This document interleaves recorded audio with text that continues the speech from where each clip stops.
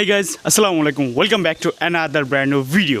So guys, আজকে আমি আমার কিছু ছোট ছোট অডিয়েন্সের জন্য ভিডিও বানাবো যারা হচ্ছে আমার জুনিয়র অ্যান্ড যারা এখন কলেজে ভর্তি হবে। তো তাদের জন্যই আজকে আমি কথা বলবো Rajshahi cantonment public school and college সম্পর্কে।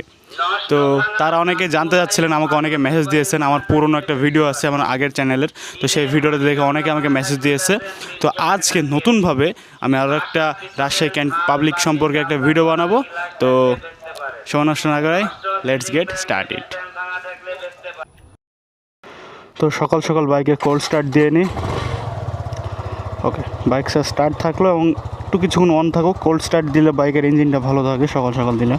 ওকে, মেন যে টপিকটা ওটা হচ্ছে Rajshahi can't public school and college. রাজশাহীতে কিন্তু দুইটা ক্যান্টনমেন্ট আছে, ক্যান্টনমেন্ট কলেজ, একটা হচ্ছে ক্যান্ট পাবলিক এবং ক্যান্ট বোর্ড। তো আমি ছিলাম ক্যান্ট পাবলিকে, তো আজকে আমি ক্যান্ট পাবলিক নিয়ে কথা বলবো। অন্যদিন আমি ক্যান্ট বোর্ড নিয়ে কথা বলবো না, আজকে ক্যান্ট পাবলিক নিয়ে কথা বলি। Rajshahi cantonment public school and college এটা হচ্ছে মূলত একটা স্বায়ত্তশাসিত একটা কলেজ। এটা স্কুল প্লাস কলেজ দুইটাই। এটা হচ্ছে আর্মিদের অধীনে থাকে। তো এই কলেজটার মানে যদি শুরু থেকে শেষ পর্যন্ত জাস্ট খালি আনুষঙ্গিক খরচের কথা যদি বলি, এই কলেজে ভর্তি হতে লাগে 28,500 টাকা, যেটা আমার লাগছিল। অ্যান্ড এই কলেজের যদি মাসিক বেতনের কথা বলি সেটা হচ্ছে 2600 সামথিং, মানে প্রায় 2700 টাকা। কিন্তু আপনার বা তোমার বাবা মা এই দুইজনের মধ্যে কেউ যদি আর্মিতে চাকরি করে তাদের জন্য কিন্তু আবার আলাদা ছাড় আছে। তাদের জন্য কিন্তু এই ভর্তি ফি লাগবে একদম অর্ধেক এবং কলেজের এই বেতনও লাগবে অর্ধেক। এটা একটা প্লাস পয়েন্ট। আর হচ্ছে যদি বলি নিয়ম, ভাই এই কলেজে প্রচুর নিয়ম। রাজশাহী ক্যান্ট পাবলিক এবং ক্যান্ট বোর্ড কিংবা বাংলাদেশের যে কোনো ক্যান্টনমেন্ট বলো কি না, প্রতিটা ক্যান্টনমেন্ট কলেজেরই প্রচুর নিয়ম অ্যান্ড রুলস অ্যান্ড রেগুলেশন আছে। তো ওইগুলো যদি মেনে চলতে পারো তাহলে ভালো, আর না মানতে পারলে ভাই বাসা থেকে বাপ মা ডেকে নিয়ে আসতে পারে, আবার বাসায় কল দিতে পারে, আরও অনেক ভেজাল কিংবা জরিমানাও করতে পারে। তো আমি আমার একটা পুরনো কথা বলি। আমি আমার কলেজ স্টার্ট হওয়ার প্রথমে 1 মাস আমি কলেজ যেতে পারি না। আমার একটু পারিবারিক সমস্যার কারণে আমি কলেজে যেতে পারছিলাম না, আমি একটু বাসায় ছিলাম। দ্যাটস ওয়াই আমার কলেজের জরিমানা আসছিল 9,000 টাকা। পরবর্তীতে আমি আমার যে কলেজের আমার ফর্ম মাস্টার, মানে আমার ক্লাস টিচার, ওনাকে বলি যে স্যার আমার এরকম সমস্যা ছিল, তো আমি এখন কি করব। তো স্যার পরবর্তীতে আমাকে জানায় যে তোমার যেহেতু সমস্যা আছে তুমি তোমার বাসা থেকে তোমার আব্বু আম্মু সাইন সহ একটা দরখাস্ত লিখে নিয়ে আসো, যেটা দেখে আমরা যেন বুঝতে পারি যে এটা হ্যাঁ ওটা তুমি যেটা বলছিলে ওটা সত্যি কথা।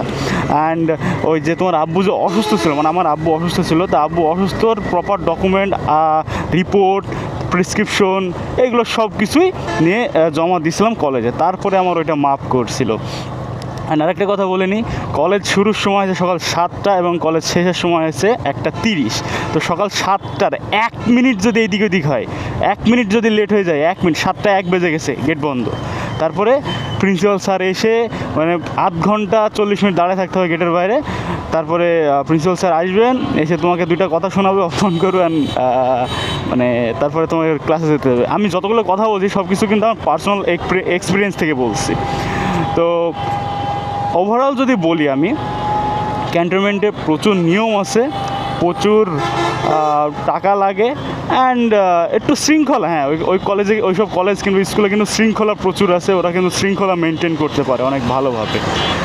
অ্যান্ড আমি কলেজ পরবর্তীতে টিসি নিয়ে চেঞ্জ করছিলাম, কারণ ছিল একটাই যে টাকা পয়সার বিষয়। আমার কাছে নিয়ম নিয়ে কোনো প্যারা হয় নাই, কারণ আমার আমি যে স্কুলে পড়তাম সেই স্কুলটার নাম হচ্ছে সন্ধানী স্কুল অ্যান্ড কলেজ। অ্যান্ড এই স্কুলটা ছিল হচ্ছে প্রাইভেট স্কুল।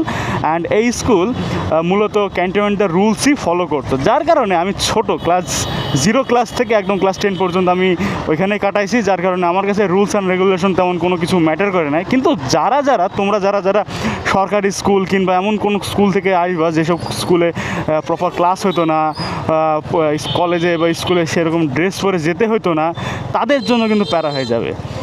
কলেজের প্রপার ড্রেস কোড আছে। তো এই ড্রেস কোড যদি ভঙ্গ করো তাহলে কি হবে, সমস্যা হবে। স্যারটার ডেকে এরকম একটা অপমান ভালো রকমই করবে। তারপরে তোমার যদি নিয়ম বা টাইমিং যদি ভুল থাকে, যে কলেজে যাচ্ছ লেট করে আসছো লেট করে, তাহলে ভাই সমস্যা আছে তোমার। আর আরেকটা বিষয়, তুমি মনে করছো যে আমি কলেজে তাহলে যাবো না, এত প্যারা, আমি কলেজে খালি জাস্ট ভর্তি হয়ে থাকবো, কলেজে যাবোই না, তাহলে ভাই আর এক প্যারা, তাহলে তোমাকে জরিমানা দেওয়া লাগবে। কারণ তুমি যদি একদিন কামাই করো 50 টাকা, 2 দিন কামাই করো 100 টাকা, 3 দিন কামাই করবে 150 টাকা, কিন্তু 4 দিনের বেশি যদি কামাই করে ফেলো তাহলে 1500 টাকা দেওয়া লাগবে। অ্যান্ড তুমি ধরো যে ভাবছো নতুন নতুন কলেজে যাব, বান্ধবী বানাবো, একটু প্রেম প্রীতি করবো, তাহলে ভাই সেই স্বপ্ন ভুলে যাও, কারণ ক্যান্টনমেন্টে এইগুলো সম্পূর্ণ নিষিদ্ধ। আমার একটা ফ্রেন্ড কলেজে যখন যায়, কলেজে আমাদের ক্লাসমেটের সাথে একটা রিলেশনে জড়াইছিল, পরবর্তীতে সেটা কলেজ কর্তৃপক্ষ জানতে পারে, মানে আমাদের ফর্ম মাস্টার প্লাস অন্য, মানে সব কিছু তো বোঝা যায় নাকি, দেখা যায়। তো পরবর্তীতে তার বাপ মাকে ডেকে নিয়ে আসে, আমার ফ্রেন্ডের বাপ মাকে, আমার এই বান্ধবের বাপ মাকে ডেকে নিয়ে এসে সেই লেভেলের অপমান করা ভাই। মানে আলটিমেট আমি বলবো না যে ক্যান্টনমেন্ট খারাপ, ক্যান্টনমেন্ট কিংবা Rajshahi cantonment, Rajshahi public cantonment school and college, এটা আল্লাহর রহমতে অনেক ভালো আছে। বাট এটা কাদের জন্য? এটা হচ্ছে তাদের জন্য যারা মূলত চান যে আমি খুব বেশি উশৃঙ্খল হয়ে গেছি, আমার একটু শৃঙ্খলার মধ্যে থাকতে হবে, টাকা পয়সা ম্যাটার করে না, তাহলে এটা হচ্ছে তাদের জন্য। কিন্তু যাদের বলবো যে একটু টাকা পয়সার সমস্যা আছে, ধরো যাদের মূলত টাকা পয়সার সমস্যা আছে কিংবা একটু আর্থিকভাবে অচ্ছল, তাদের জন্য বলবো না যে ক্যান্টনমেন্ট ভালো। আবেগের বসে ডিসিশন নেওয়ার কোনো দরকার নাই, যেমন আমি নিয়েছিলাম। সব কিছুর দিক বিবেচনা করে আপনার জন্য কি এটা সুইটেবল কি না, এটা ভেবে চিন্তে তারপরে যাবেন। অ্যান্ড যদি বলি যে প্রপার ক্লাস হয় কি না, ক্যান্টনমেন্টের প্রপার ক্লাস হয়। রাজশাহীর মধ্যে Rajshahi college, Rajshahi can't public, এই কলেজগুলো মোটামুটি প্রতিদিন ক্লাস হয়। যেমন রাজশাহী উইমেন্স কলেজ, এইসব কলেজগুলোতে প্রপার ক্লাস হয়। তাছাড়া অন্য অন্য যতগুলো কলেজ আছে সেসব কলেজের প্রপার ক্লাস তেমন হয় না। অ্যান্ড আমি কোথায় ঘোরাঘুরি করছি, এটা হচ্ছে আমাদের শপ, সাথী অস্ট্রেলিয়া। এই যে এখন শপটা ওপেন হচ্ছে, অ্যান্ড শপ ওপেন করে আমরা এখন করবো দোকানদারি।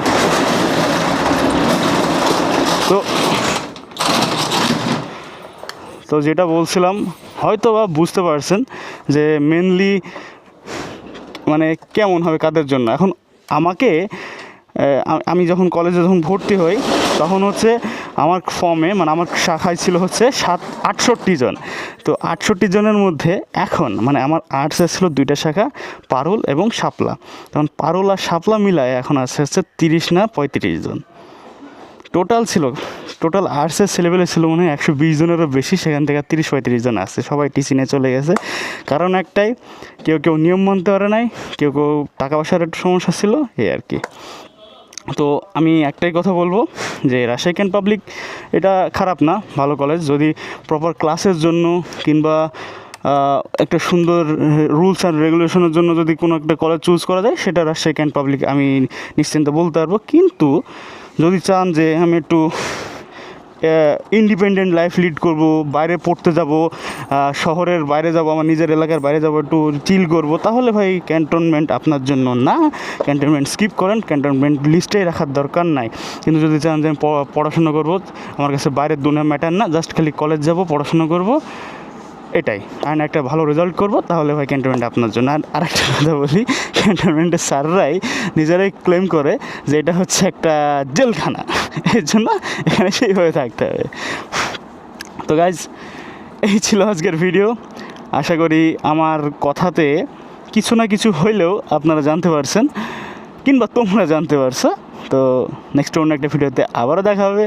Till then, stay safe and keep watching S H Shafi Chowdhury. Tata.